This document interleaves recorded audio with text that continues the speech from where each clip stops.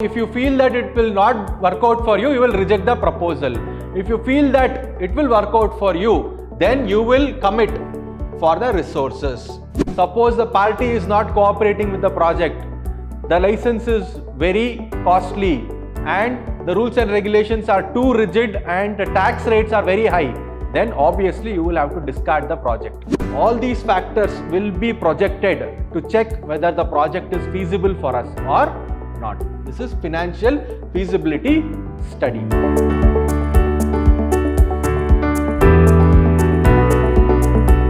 Hello everyone, this is Purna Chandra, Faculty, Department of Commerce and Management, Vidhyaashram, the Temple of Excellence. So we are dealing with the subject Entrepreneurship Development for 5th Sem, BCom, and we are in Unit 4. And today will be your last session in Unit 4, that is Session 3. So the name of the unit is Setting Up of a New Enterprise. So we will start. So the topics which we are going to cover today are project appraisal. So here appraisal means assessment. You assess the project in different angles to see whether committing to the resource is good or whether it is not necessary. And also your feasibility study. So feasibility study means you want to know whether the project will fetch you good amounts of money. So you go on for feasibility study, that is your technical feasibility, financial feasibility, marketing feasibility and social feasibility study. Then also obtaining license project, getting clearance license certificate for a project, and also private company, the meaning of private company and the nature of private company. So we will start.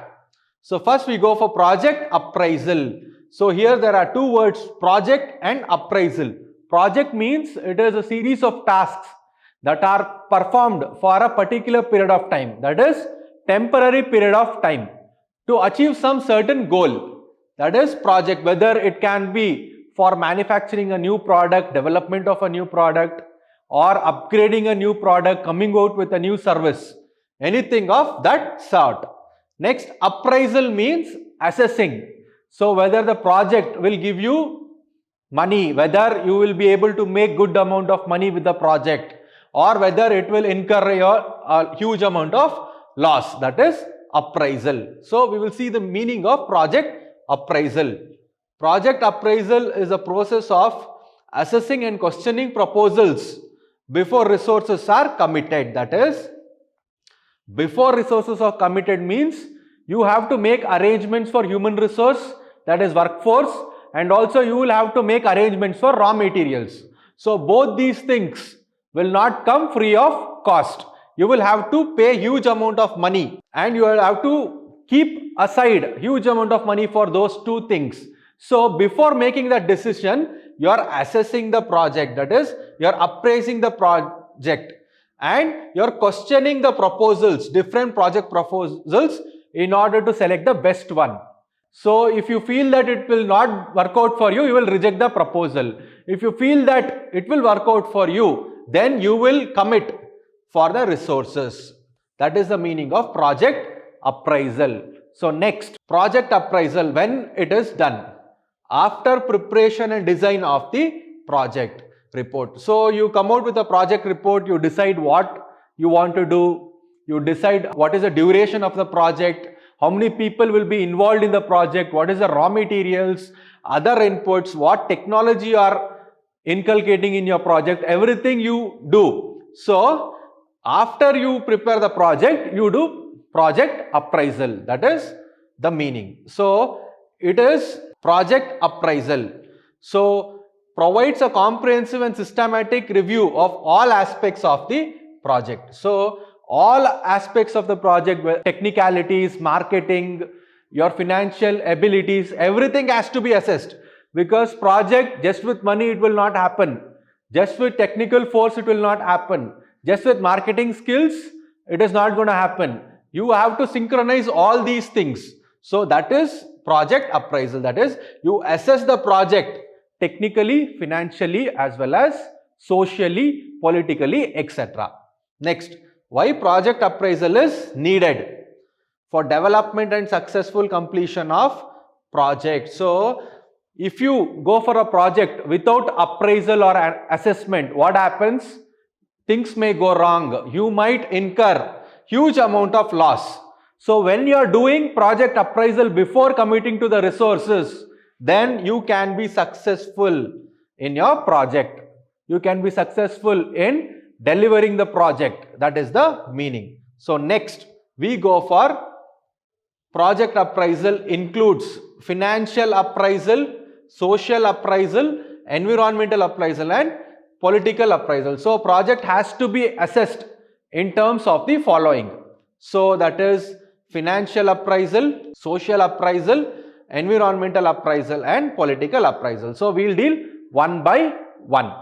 So the first one is financial appraisal. So it includes evaluating the following. So we will understand how.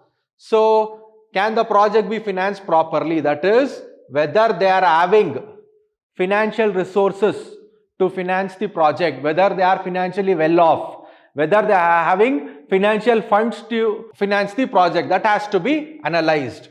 Next, will there be sufficient funds to cover the expenditure requirements during the life of the project? So just initial investment to the project is not enough. You will have to finance the project during the course of the operation. For example, the time for the project is 1 year. So you should make sure that you are having sufficient funds for the next 1 year for meeting the expenditure requirements during the life of the project. That is the meaning. Next, means of financing. So means of financing means whether you are pooling your own money or whether you are going for loan from private parties or you are getting loan from banks, that is left to you. That is means of financing. So all these aspects are assessed in financial appraisal. So next we go for social appraisal. It includes evaluating the following. What will be the effect of the project on different individuals? So there are a lot of individuals who are working inside the project and also in the society. So what effect it will have on the individuals? That has to be assessed. Whether individuals are getting employment opportunity from the project or they are having some negative intentions towards the project has to be analyzed. Household. Household is nothing but people living in a family. Whether the project will be beneficial for the household or not will be analyzed. Then community level means people in the community, whether it is generating large scale employment, whether it is improving the standard of living of the people, that also has to be assessed. Next, how will the project impact on women and men? So women and men means whether it is giving equal prominence to both women and men in the project, whether the payment is good for women like men, so has to be assessed. So whether both women folk and men folk are okay with the project has to be assessed. Next, environmental appraisal. So it includes evaluating the following. So will the project have any adverse effect on the environment? So whether there is any kind of pollution from the project like air pollution, water pollution, soil pollution, whether it is emitting poisonous gas into the environment or whether it is discharging chemicals into water bodies or soil. So that has to be analyzed here. Have remedial measures been included in the project design? That is, suppose if it is emitting any smoke to the environment, whether it is in the prescribed norms, what norms the government has specified, whether it falls within that has to be analyzed. That is environmental appraisal. So next we go for political appraisal. What is basically political appraisal? Includes evaluating the following. Will the project be compatible with government policy at both central, regional and local levels? That is, whether the government or the political party that is in charge favors the project or is it against the project. If it is favoring the project means you can go ahead because license will not be costly, rules and regulations will not be very rigid and also the tax will be less. So it is favorable for the project. Suppose the party is not cooperating with the project, the license is very costly and the rules and regulations are too rigid and the tax rates are very high, then obviously you will have to discard the project. This is called political appraisal. So next, we go for the next topic, that is feasibility study. So basically, what is feasibility study? We will understand. Meaning of feasibility study. A feasibility study is a study that looks at viability of an idea. There are different ideas of doing some project. So you have to know which idea will work out. So you conduct feasibility study to understand whether it is viable or not. Viable means whether it will work out or not. That is the meaning. So here it is concerned about whether the idea will work or not.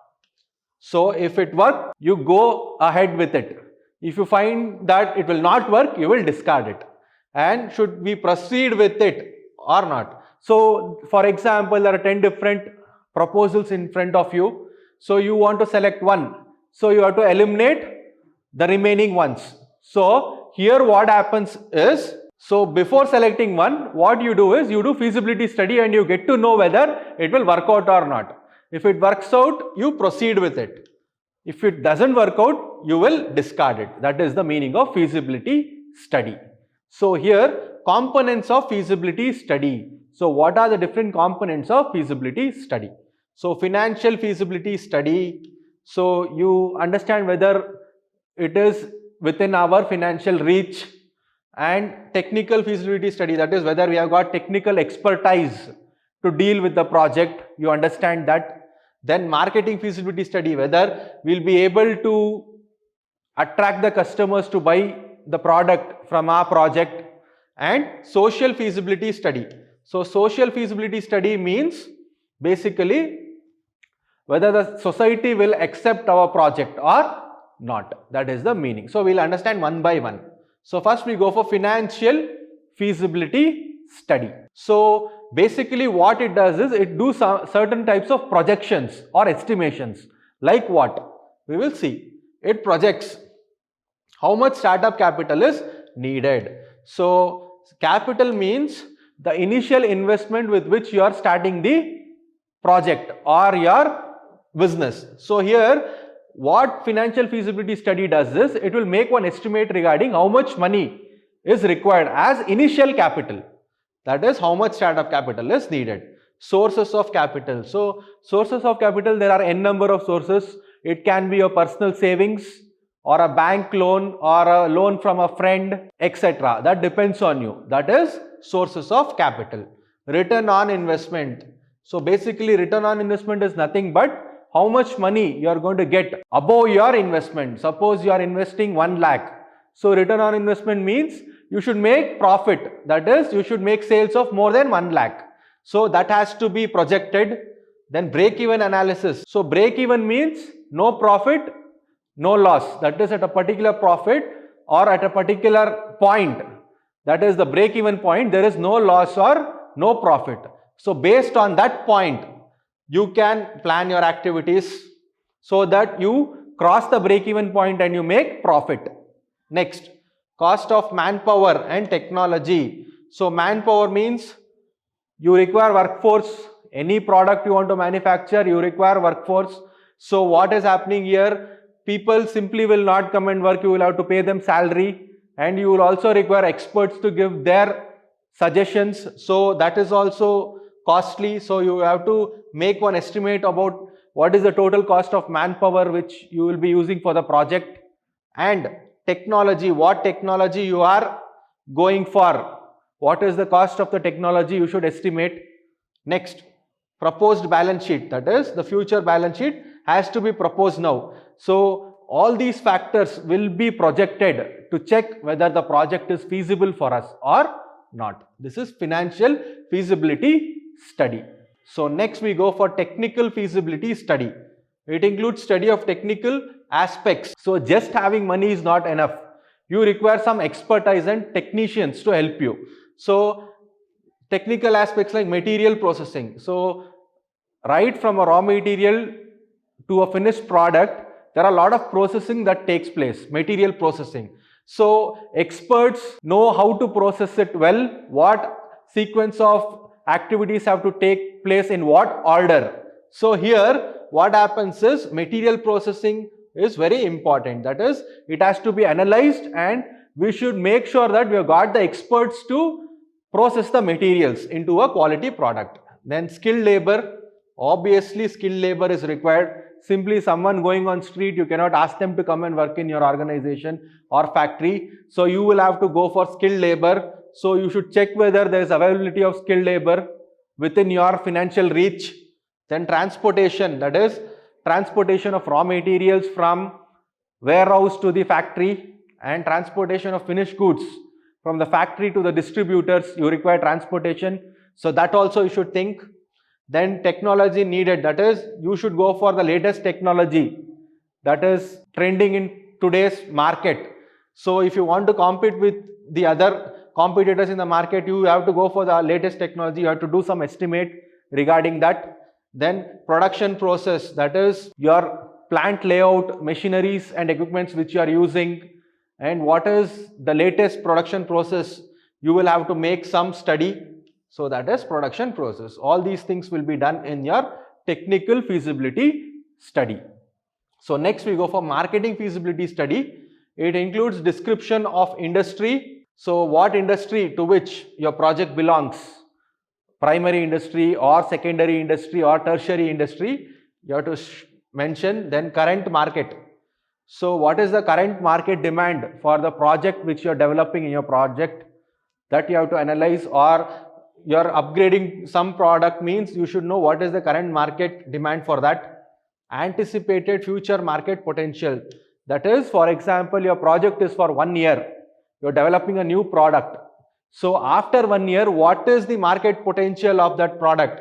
You have to anticipate today. That is part of marketing feasibility study. Then competition, who are the competitors for your product which you are going to develop? What is their pricing strategies? What is their promotion strategies? What kind of advertising they are doing? Everything has to be studied. Then selling price. So selling price is nothing but cost plus your profit. So what should be your selling price so that you can sell it better? You have to decide. Sales projection, that is after 1 year, after the project is complete, how many products you want to sell, because just manufacturing is not enough. To be successful, you have to be successful in selling it. That is sales projection. That also you have to decide how much sales you have to make to be successful. Then potential buyers. So who are the potential buyers? So all products cannot be sold to all class of people. There are certain class of people to which you have to target your products. They are your potential buyers. So you have to decide on them, you have to make a study on them. Then demand for your product in the market, as you already understood. What is the demand for your product? That is demand. Then market share. So market share means what will be the future market share, proposed market share of your product, 30%, 40%, 50%, you have to estimate. All these things will come in consideration in your marketing feasibility study. So next we go for social feasibility study. It includes the study of social environments.